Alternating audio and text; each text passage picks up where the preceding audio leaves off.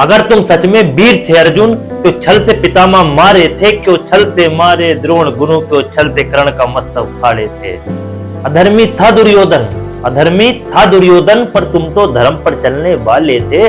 फिर क्या अंतर रहा उसमें और तुम में, जबकि तुम्हारे साथ तो खुद धर्म को रचने वाले थे। अरे अधर्मी था दुर्योधन, लेकिन तुम तो धर्म पर चलने वाले थे। फिर क्या अंतर रहा उसमें और तुम में, जबकि तुम्हारे साथ तो धर्म को रचने वाले थे। माना दुर्योधन अधर्मी था, माना दुर्योधन अधर्मी था, लेकिन जुए के आदि तो युधिष्ठिर भी थे।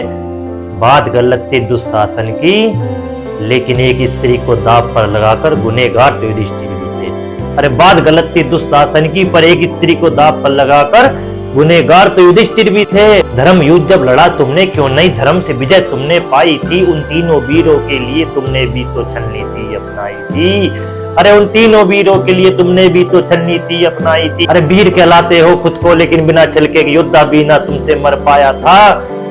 और जब हुआ सामना पितामह द्रोण और कर्ण से, शीश ना उनका कट पाया था। जब हुआ सामना पितामह द्रोण और कर्ण से, शीश ना उनका कट पाया था। योद्धा वे तीनों ऐसे थे, अकेले दम पर युद्ध जिता देते। और अगर कर्ण ना देते मां कुंती को वचन, तो पांचों की लाश गिरा देते।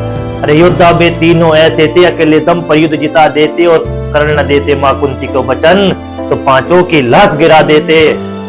वीर था कर्ण जो कुंडल कवच दान करके भी तुमसे ना हार पाया था। और आखिर में तुमने छल से ही उसका शीश गिराया था।